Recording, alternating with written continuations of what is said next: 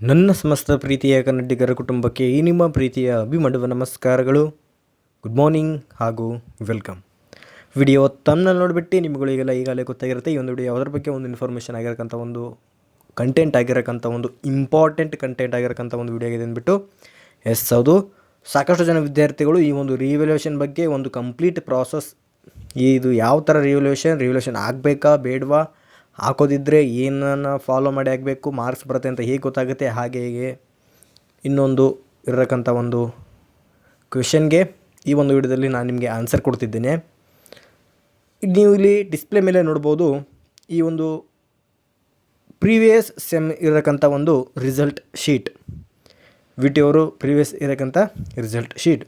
ಇಲ್ಲಿ ನೀವು ನೋಡ್ಬೋದು 4 ಮಾರ್ಕ್ಸ್ ಒರಿಜಿನಲ್ ರಿಸಲ್ಟ್ ಮಾರ್ಕ್ಸ್ ಇದೆ, ಅಂದರೆ ಓಲ್ಡ್ ಮಾರ್ಕ್ಸ್.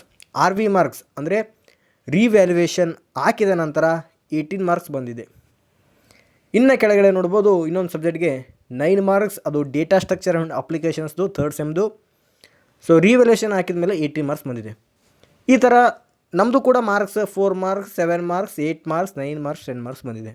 ಸೊ ನಾವು ಕೂಡ ಇವಾಗ ಅಪ್ಲೈ ಮಾಡಿದ್ರೆ 18 ಮಾರ್ಕ್ಸ್ ಬರುತ್ತಾ, ಪಾಸ್ ಮಾಡ್ತಾರಾ ಅನ್ನೋಕ್ಕಂಥ ಒಂದು ಕ್ವಶನ್ ನಿಮ್ಮ ಹತ್ರ ಇರುತ್ತೆ. ಸೊ ಇದಕ್ಕೆ ಒಂದು ಆನ್ಸರ್ ನೋಡೋದಾದರೆ ಇದು ಡಿಪೆಂಡ್ ಯಾವುದ್ರ ಮೇಲೆ ಇರುತ್ತೆ ಅಂದರೆ ನೀವು ಬರೆದಿರಕ್ಕಂಥದ್ರ ಮೇಲೆ ಇರುತ್ತೆ. ಈ ವಿದ್ಯಾರ್ಥಿ ಬರೆದಿದ್ರು, ಹಾಗಾಗಿ ಇವ್ರಿಗೆ ಪಾಸ್ ಮಾಡಿ ಹಾಕಿದ್ದಾರೆ. ಈ ವಿದ್ಯಾರ್ಥಿ ಈ ವಿದ್ಯಾರ್ಥಿ ಏನು ಮಾಡಿದರು, ಈ ಒಂದು ರಿಸಲ್ಟ್ ಬಂದಮೇಲೆ ಏನು ಈ ಒಂದು ಮಾರ್ಕ್ಸ್ ಇತ್ತು, ಈ ಒಂದು ಮಾರ್ಕ್ಸ್ ನೋಡಿದರು. ನೋಡಿಬಿಟ್ಟು ಅವರು ಒಂದು ಸಾರಿ ಕ್ವಶನ್ ಪೇಪರ್ನ ರೆಫರ್ ಮಾಡಿ ಅವರು ಸ್ಟೆಪ್ ಬೈ ಸ್ಟೆಪ್, ಅಂದರೆ ಯಾವ ಕ್ವಶನ್ಗೆ ಎಷ್ಟು ಬರೆದಿದ್ದೀವಿ ಅಂದರೆ ಈಗ ಒಂದು ಕ್ವಶನ್ ನಂಬರ್ 1 ಎ ಅದು 10 ಮಾರ್ಕ್ಸ್ ಕ್ವಶನ್ನು. ಡೇಟಾ ಸ್ಟ್ರಕ್ಚರ್ ಅಂದ್ರೇನು, ಆ ಡೇಟಾ ಸ್ಟ್ರಕ್ಚರ್ ಟೈಪ್ಸ್ ಮತ್ತು ಪ್ರಿಮಿಟಿವ್ ಆಪರೇಷನ್ಸ್ ಅದೇನಿದೆ ಆ ಒಂದು ಕ್ವಶನ್, ಆ ಒಂದು ಕ್ವಶನ್ 10 ಮಾರ್ಕ್ಸ್ ಇದೆ. ಈ ವಿದ್ಯಾರ್ಥಿಗೆ ಗೊತ್ತು ನಾನು ಅದನ್ನು ಚೆನ್ನಾಗಿ ಬರ್ತೀನಿ ಅಂದ್ಬಿಟ್ಟು, ಮತ್ತು 10 ಮಾರ್ಕ್ಸ್ ಕೂಡ ಹಿಡಿಬಾರ್ದು. ಆ 10ರಲ್ಲಿ ಒಂದು 7 ಮಾರ್ಕ್ಸ್, 8 ಮಾರ್ಕ್ಸ್, 6 ಮಾರ್ಕ್ಸ್ ಈ ಥರ ಒಂದು ಮಾರ್ಕ್ಸ್ನ ಕೌಂಟ್ ಮಾಡಬೇಕು. ಈ ಥರ ಒಂದು ನಿಮ್ಮ ಹತ್ರ ವ್ಯಾಲ್ಯೂಯೇಟೆಡ್ ಮಾರ್ಕ್ಸ್ ಶೀಟ್ ಇಲ್ಲಾಂದರೆ ಇನ್ನೊಂದು ಏನು ಮಾಡಬೇಕಪ್ಪ ಅಂತಂದರೆ, ಮೇನ್ ಥಿಂಗ್ ಏನಂತಂದರೆ ನೀವು ರಿವ್ಯಾಲ್ಯೂಯೇಷನ್ ಆಗಬೇಕಂದ್ರೆ ವಿ ಟಿ ಅವರ ಒಂದು ವ್ಯಾಲ್ಯೂಯೇಟೆಡ್ ಮಾರ್ಕ್ ಶೀಟ್ನ ನೀವು ರೆಫರ್ ಮಾಡಲೇಬೇಕು. ಏನಕ್ಕೆ ರೆಫರ್ ಮಾಡಬೇಕು, ಏನು V T valuated mark sheet ಏನಕ್ಕೆ, ಅದು ರಿವ್ಯಾಲ್ಯೂಯೇಷನ್ಗೆ ಅದಕ್ಕೆ ಏನು ಸಂಬಂಧ ಅಂತ ಇರುತ್ತೆ. So V T valuated mark sheet open ಮಾಡ್ಕೊಂಡ್ರಿ ಅಂತ ಇಟ್ಕೊಳ್ಳಿ. ಅದರಲ್ಲಿ ನಿಮ್ಮ ಕ್ವಶನ್ ಪೇಪರು ವಿತ್ ಯಾವ ಒಂದು ಪಾಯಿಂಟ್ಸ್ಗೆ ಎಷ್ಟು ಮಾರ್ಕ್ಸ್ ಕೊಡ್ತೀವಿ, ಏನು ಪಾಯಿಂಟ್ಸ್ ಇದ್ದರೆ ಎಷ್ಟು ಮಾರ್ಕ್ಸ್ ಕೊಡ್ತೀವಿ ಅನ್ನೋಕ್ಕಂಥದ್ದು ವಿ ಟಿ ಅವರ ಅಲ್ಲಿ ಕ್ಲಿಯರಾಗಿ ಮೆನ್ಷನ್ ಮಾಡಿದ್ದಾರೆ. ಈ ಥರ ನಿಮ್ಮ 4 ಮಾರ್ಕ್ಸ್ 9 ಮಾರ್ಕ್ಸ್ ಬಂತಂತ ಇಟ್ಕೊಳ್ಳಿ. ನೀವು ಯಾವ್ಯಾವ ಕ್ವಶನ್ ಅಟೆಂಡ್ ಮಾಡಿರ ನಿಮಗೆ ನೆನಪಿರುತ್ತೆ ತಾನೆ. ಆ ಒಂದು ಕ್ವಶನ್ಗೆ ಆ ವ್ಯಾಲ್ಯೂಯೇಟೆಡ್ ಮಾರ್ಕ್ ಶೀಟ್ನ ಓಪನ್ ಮಾಡಿ ನೀವು ಬರ್ತಕ್ಕಂಥ ಕ್ವಶನ್ಗೆ ಏನು ಆನ್ಸರ್ ಬರೆದಿದ್ದೀರಿ ಅಲ್ಲಿ ಆನ್ಸರ್ ಬರ್ತಕ್ಕಂಥ ಪಾಯಿಂಟ್ಸ್ಗಳು ಇದರಲ್ಲಿ ಐತಾ ಅಥವಾ ಇಲ್ವ ಅಂತೇಳ್ಬಿಟ್ಟು ನೀವು ಏನು ಮಾಡಬೇಕು, ಚೆಕ್ ಮಾಡ್ಕೊಳ್ಬೇಕು. ಹೇಗೆ ಏನು ಅನ್ನೋಕ್ಕಂಥದ್ದು ನಾನು ನಿಮಗೆ ಲೈವ್ ಸೆಕ್ಷನಲ್ಲಿ ಹೇಳ್ತೇನೆ. ಸೊ ಕ್ಲಿಯರ್, ನಮಗೂ ನಿಮಗೂ ಡೈರೆಕ್ಟ್ ಕಾಂಟ್ಯಾಕ್ಟ್ ಇರಬೇಕು. ಅಂದರೆ ಲೈವ್ ಸೆಕ್ಷನಲ್ಲಿ, ಕಮೆಂಟ್ ಸೆಕ್ಷನಲ್ಲಿ ನೀವು ಈ ಕ್ವಶನ್ ಕೇಳಿದ ತಕ್ಷಣ ನನ್ನ ಕಡೆಯಿಂದ ಅದು ಆನ್ಸರ್ ರೆಸ್ಪಾನ್ಸ್ ಬರುತ್ತೆ. ನೀವು ಯಾವ ಕ್ವಶನ್ಗೆ ನೀವು ಎಷ್ಟು ಬರೆದಿದ್ದೀರಿ ಅಂತ ನಾನು ಅಲ್ಲೇ ಕೇಳ್ತೇನೆ ಲೈವಲ್ಲೇ. ನೀವು ಕಮೆಂಟ್ ಸೆಕ್ಷನಲ್ಲಿ ಇಷ್ಟು ಬರೆದಿದ್ದೇನೆ, ಈ ಒಂದು ಪಾಯಿಂಟ್ಸ್ ಇದೆಯಲ್ಲವ ಅಂತ ಕೇಳ್ತೇನೆ. ಆ ಒಂದು ಪಾಯಿಂಟ್ಸ್ ಇದ್ದರೆ ನಿಮಗೆ ಎಷ್ಟು ಮಾರ್ಕ್ಸ್ ಬರುತ್ತೆ ಅನ್ನೋಕ್ಕಂಥದ್ದು ಕೂಡ ನಾನು ನಿಮಗೆ ಅಲ್ಲೇ ಕ್ಲಿಯರಾಗಿ ಹೇಳ್ತೇನೆ. ಸೊ ಲೈವ್ ಸೆಕ್ಷನ್ ಬರ್ತೇನೆ, ಅದಕ್ಕೆ ಒಂದು ಟೈಮ್ ಫಿಕ್ಸ್ ಮಾಡ್ತೇನೆ. ಮೇ ಬಿ ಮಧ್ಯಾಹ್ನ 3 ಗಂಟೆಗೆ, ಇಲ್ಲಾಂದರೆ ಈವ್ನಿಂಗ್ 4 ಗಂಟೆಗೆ ಲೈವ್ ಸೆಕ್ಷನ್ಗೆ ಬರಬೇಕಂತ ನಾನು ಒಂದು ಪ್ಲ್ಯಾನ್ ಮಾಡ್ಕೊಂಡಿದ್ದೇನೆ. ನೋಡಿ, ಎನಿ ಟೈಮ್ ನಮ್ಮ ಒಂದು ಚಾನಲ್ ನೋಡ್ತಾ ಇರಿ, ನೋಟಿಫಿಕೇಷನ್ ಆನ್ ಮಾಡ್ಕೊಂಡಿರಿ. ಯಾಕಂದರೆ ನಾನು ಲೈವ್ ಬಂದ ಕೂಡಲೇ ನಿಮಗೆ ಬಹಳ ಹೆಲ್ಪ್ಫುಲ್ ಆಗ್ಬೋದು. ಯಾಕಂತಂದರೆ ನಾನು ಅಲ್ಲಿ ಈಚ್ ಆ್ಯಂಡ್ ಎವ್ರಿಥಿಂಗ್ ಹೇಳ್ತೇನೆ. ಯಾವ ಥರ ಏನು ಮಾಡಬೇಕು, ರಿವ್ಯಾಲ್ಯೂಯೇಷನ್ ಆಗಬೇಕಾ ಬೇಡ ಅಂತ ಅನ್ನೋಕ್ಕಂಥದ್ದು ನಾನು ನಿಮ್ಮ ಒಂದು ಮಾರ್ಕ್ಸ್ ಕೇಳ್ತೇನೆ, ಈಗ ಬಂದಿರಕ್ಕಂಥ ರಿಸಲ್ಟು, ಮತ್ತು ಒಂದು ವ್ಯಾಲ್ಯೂಟೆಡ್ ಆ ಒಂದು ಸಬ್ಜೆಕ್ಟ್ನ ವ್ಯಾಲ್ಯೂಟೆಡ್ ಮಾರ್ಕ್ ಶೀಟ್ ತೆಗಿತೇನೆ. ಅಲ್ಲಿ ಇರೋಕ್ಕಂಥ ಕ್ವಶನ್ಗೆ ಯಾವ ಕ್ವಶನ್ ಬರೆದಿರ ಅಂತ ಕೇಳ್ತೇನೆ, ಯಾವ ಪಾಯಿಂಟ್ಸ್ ಈ ಪಾಯಿಂಟ್ಸ್ ಬರೆದಿದ್ರಲ್ಲ ಅಂತ ಕೇಳಿ ಅಲ್ಲೇ ನಾನು ನಿಮಗೆ ಮಾರ್ಕ್ಸ್ ಬರುತ್ತಾ ಅಲ್ವ ಅಂತೇಳಿ ಕ್ಲಿಯರಾಗಿ ಡೈರೆಕ್ಟ್ ಒಂದು ಕಮ್ಯುನಿಕೇಷನಿಂದ ನಿಮಗೆ ಒಂದು ಡೌಟ್ಸ್ಗಳಿಗೆ ಕ್ಲಿಯರ್ ಮಾಡ್ತೇನೆ. ಇಲ್ಲಿ ಏನಾಗುತ್ತೆ ಅಂತಂದರೆ ನಿಮ್ಮದು ಮಾರ್ಕ್ಸ್ ಎಷ್ಟು ಬಂದಿದೆ ಅನ್ನೋಕ್ಕಂಥದ್ದು ನನಗೂ ಗೊತ್ತಿಲ್ಲ, ಮತ್ತು ಏನು ಯಾವ ಒಂದು ಸಬ್ಜೆಕ್ಟ್ ಅನ್ನೋಕ್ಕಂಥದ್ದು ಗೊತ್ತಿಲ್ಲ. ಸೊ ಹಾಗಾಗಿ ಏನು ಮಾಡ್ತೇನೆ ಅಂತಂದರೆ ಲೈವ್ ಬರ್ತೇನೆ. ಲೈವಲ್ಲಿ ನಾನು ನಿಮಗೆ ಎಲ್ಲನೂ ಹೇಳಿ ನಿಮ್ಮ ಒಂದು ಡೌಟ್ ಕ್ಲಾರಿಫಿಕೇಷನ್ ಮಾಡ್ತೇನೆ. ಸೊ ಆವಾಗ ನೀವು ರಿವ್ಯಾಲ್ಯೂಯೇಷನ್ ಆಗಬೇಕಾ ಬೇಡವಾ ಅಂತ ನಾನು ನಿಮಗೆ ಹೇಳ್ತೇನೆ. ಸೊ ಮೇನ್ ಆ ಒಂದು ವ್ಯಾಲಿಡೇಟ್ ಮಾರ್ಕ್ ಶೀಟ್ನ ಫಾಲೋ ಮಾಡಬೇಕು. ಸೊ ಲೈವ್ ಬರ್ತೇನೆ, ಲೈವಲ್ಲಿ ಪ್ರತಿಯೊಂದು ಸಬ್ಜೆಕ್ಟದು ವ್ಯಾಲಿಡೇಟ್ ಮಾರ್ಕ್ ಶೀಟ್ ತೆಗಿತೇನೆ. ಪ್ರತಿಯೊಬ್ಬ ವಿದ್ಯಾರ್ಥಿ 1 by 1 ಒಬ್ಬ ವಿದ್ಯಾರ್ಥಿದು ಯಾವ ಡಿ ಎಸ್ ಎಲ್ಲಿ ಯಾವ ಕ್ವಶನ್ ಬರೆದಿದ್ರಿ, ಆ ಬರೆದಿರೋಕ್ಕಂಥ ಪಾಯಿಂಟ್ಸಲ್ಲಿ ಯಾವ ಕ್ವಶನ್ ಏನು ಅನ್ನೋಕ್ಕಂಥದ್ದು.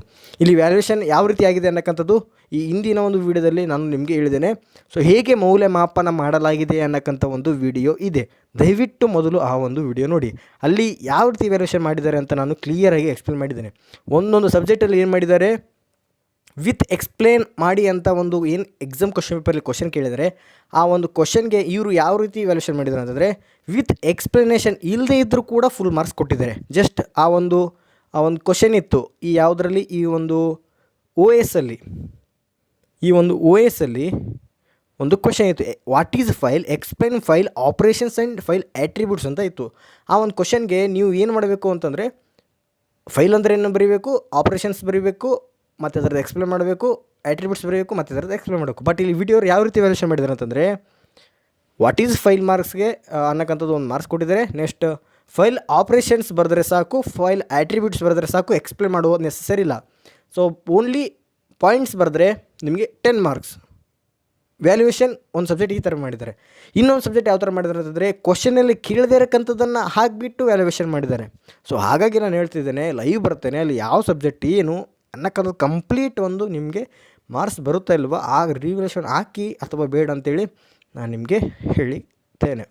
ಸೊ ಇದು ಕೂಡ ನಾನು ಏನು ನಿಮಗೆ ಡಿಸ್ಪ್ಲೇ ಮೇಲೆ ಕಾಣಿಸ್ತಿದೆ, ಇದು ಕೂಡ ನಾನು ಈ ಒಂದು 5 ಮಂತ್ಸ್ ಬ್ಯಾಕ್ ಈ ಒಂದು VT ಅವರ ಸ್ಕ್ಯಾಮ್ ಬಗ್ಗೆ ಮಾಡಿರ್ತಕ್ಕಂಥ ಒಂದು ವಿಡಿಯೋ ಇದಾಗಿದೆ. ಅದೇ ಒಂದು ಸ್ಕ್ರೀನ್ಶಾಟ್ನ ತೆಗೆದುಬಿಟ್ಟು ಮತ್ತೆ ನಾನು ನಿಮಗೆ ಹೇಳ್ಕೊಡ್ತಿದ್ದೇನೆ.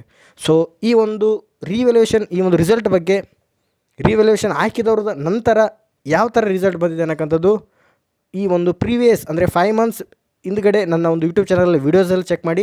ಸೊ ತಮಿಳ್ನಲ್ಲಿ VT scam part 1, part 2, part 3 ಅಂತ ಇದೆ.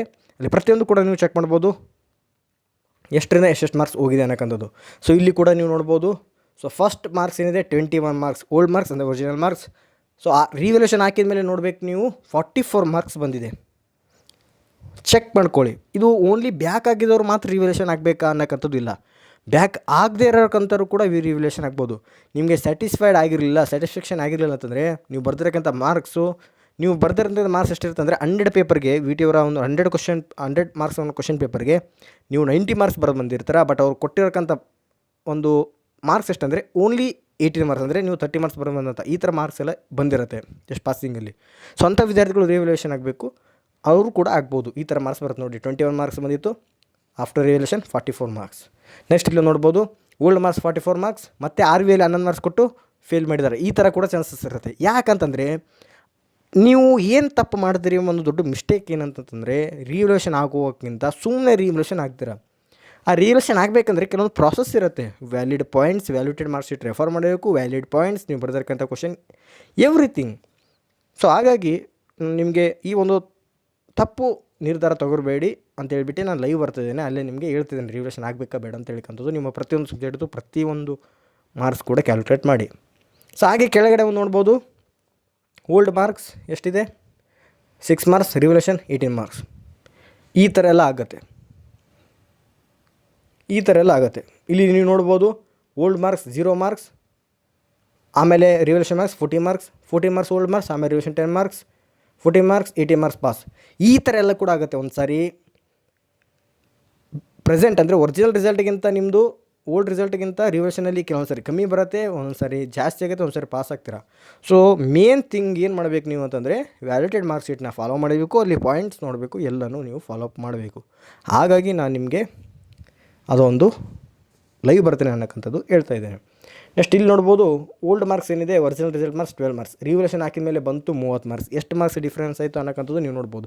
ಸೊ ಇನ್ನೊಂದು ಏನನ್ನಕ್ಕಂಥದ್ದು ಇಲ್ಲಿ ನಿಮಗೆ ಗೊತ್ತಾಯಿತು ಯಾವ ರೀತಿ VT ಅವರು ಇಲ್ಲಿ ಒಂದು ಇದು ಮಾಡ್ತಾಯಿದ್ದಾರೆ ಅನ್ನೋಕ್ಕಂಥದ್ದು. ಸೊ ನೋಡಿ, ರಿವ್ಯಾಲ್ಯೂಯೇಷನ್ ಆಗಬೇಕು ಅಂತ ಇದ್ದರೆ ನೀವು ಕೆಲವೊಂದು ಪ್ರಾಸೆಸ್ ಫಾಲೋ ಮಾಡಿ, ಮಾರ್ಕ್ಶೀಟ್ನ ಫಾಲೋ ಮಾಡಿ. ಇದು ಸ್ಮಾಲ್ ಇನ್ಫಾರ್ಮೇಷನ್. ಸೊ ನಾನು ಅಂದ್ಕೊಂಡೆ ಕಂಪ್ಲೀಟ್ ಇನ್ಫಾರ್ಮೇಷನ್ ಕೊಡಬೇಕಂತ, ಬಟ್ ಪ್ರತಿಯೊಂದು ಸ್ಟೂಡೆಂಟ್ಸ್ ಕೂಡ ನಾನು ರಿಪ್ಲೈ ಕೊಡಬೇಕು. ಅವರ ಒಂದು ಮಾರ್ಕ್ಸ್ ಯಾವ ಸಬ್ಜೆಕ್ಟಲ್ಲಿ ಬ್ಯಾಕ್ ಆಗಿದೆ, ಯಾವ ಸಬ್ಜೆಕ್ಟಲ್ಲಿ ಕೆಲವೊಬ್ಬರು ಬ್ಯಾಕ್ ಆಗಲಾರ್ದು ಕೂಡ ಯಾವ ಸಬ್ಜೆಕ್ಟಲ್ಲಿ ಅವರು ಎಷ್ಟು ಮಾರ್ಕ್ಸ್ ಬಂದಿದ್ದಾರೆ, ಎಷ್ಟು ಮಾರ್ಕ್ಸ್ ಬಂದಿದೆ, ರಿವ್ಯಾಲ್ಯೂಯೇಷನ್ ಆಗಬೇಕಾ ಬೇಡವಾ ಅನ್ನೋಕ್ಕಂಥದ್ದು ಒಂದು ಕಂಪ್ಲೀಟ್ ಡೀಟೇಲ್ಸ್ ನಾನು ನಿಮಗೆ ಲೈವ್ ಮುಖಾಂತರನೇ ಡೈರೆಕ್ಟ್ ನೀವು ಒಂದು ಕಮೆಂಟ್ ಸೆಕ್ಷನ್ಗೆ ಆಗಿಂದಾಗಿ ರಿಪ್ಲೈ ಓಕೆನಾ. ಈ ರೀತಿ ಮಾಡಬೇಕು ಅಂತ ಒಂದು ಪ್ಲ್ಯಾನ್ ಇದೆ. ಸೊ ಮಧ್ಯಾಹ್ನ ಹೊತ್ತಿಗೆ ಅಥವಾ ಮಧ್ಯಾಹ್ನದಿಂದ ಈವ್ನಿಂಗ್ ಒಳಗಡೆ ಈವ್ನಿಂಗ್ 6 ಒಳಗಡೆ ನಾನು ಲೈವ್ ಬರ್ತೇನೆ. ಎಲ್ಲರೂ ನೋಟಿಫಿಕೇಷನ್ ಆನ್ ಮಾಡ್ಕೊಂಡಿರಿ. ಲೈವ್ ಬಂದ ಕೂಡಲೇ ನಿಮಗೆ ನೋಟಿಫಿಕೇಷನ್ ಬರುತ್ತೆ. ಲೈವ್ ಮುಗಿದ ಮೇಲೆ ನೀವೇನಾದರೂ ಆವಾಗ ಜಾಯಿನ್ ಆದರೆ ನೀವೇ ಲಾಸ್ ಮಾಡ್ಕೋತೀರಾ. ನಿಮ್ಮ ಒಂದು ಕ್ವಶನ್ಸ್ಗೆ, ನಿಮ್ಮ ಒಂದು ಡೌಟ್ಸ್ಗೆ ಆನ್ಸರ್ ಸಿಗಲ್ಲ. ಸೊ ಇದು ಒಂದು ಕಂಪ್ಲೀಟ್ ಇನ್ಫಾರ್ಮೇಷನ್ ಇದಾಗಿದೆ. ಸೊ ಎಲ್ರಿಗೂ thank you. Have a nice day.